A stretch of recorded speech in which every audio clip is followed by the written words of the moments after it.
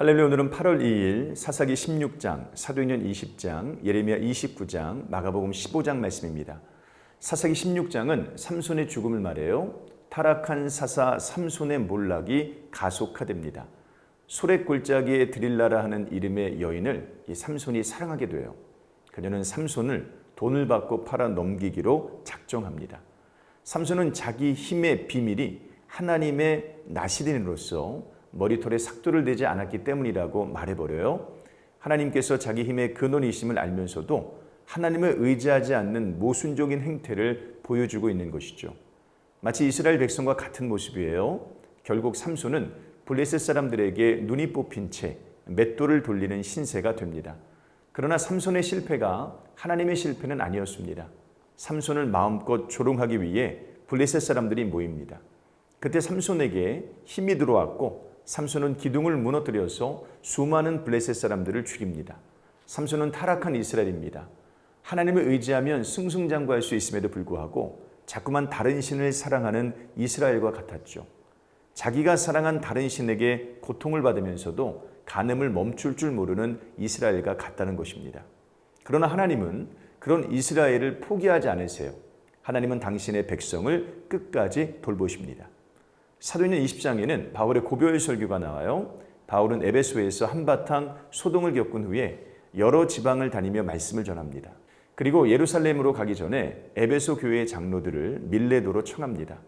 바울은 이들을 다시는 못 보리라 짐작하고 있어요. 바울은 자신이 어떤 심정으로 복음을 전했는지 말합니다. 자신의 생명도 귀하게 여기지 않고 오직 주께서 주신 복음을 증언하였다고 말하면서 그들에게 교회를 부탁합니다. 자기 자신을 잘 단속하고 거짓 교사가 교회에서 성도들을 빼내지 못하도록 돌보라고 말합니다.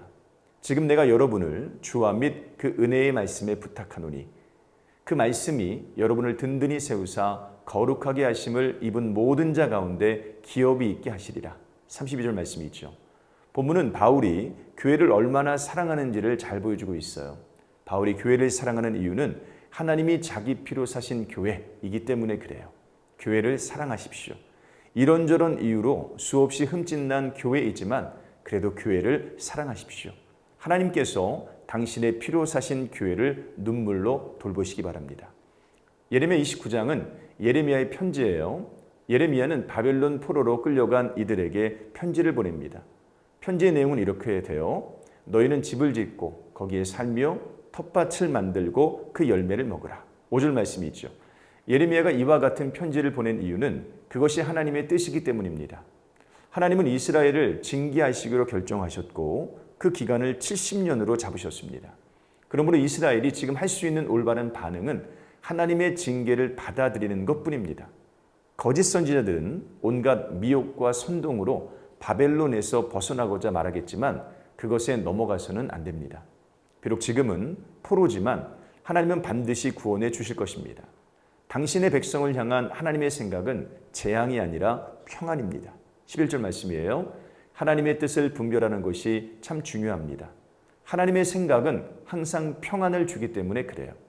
마가복음 15장은 예수님의 죽으심을 말해요. 예수님께서 빌라도의 법정에 서십니다.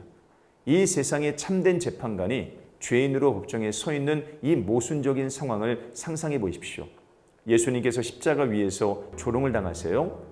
만군의 주께서 한낱 피조물에게 조롱당하시는 장면도 상상해 보십시오. 예수님께서 죽으시고 무덤에 갇히십니다. 생명을 창조하신 생명의 주께서 죽음 아래에 놓인 사건을 여러분 상상해 보세요. 도대체 예수님께서 왜 그와 같은 일을 당하셔야만 했습니까? 바로 우리 때문입니다.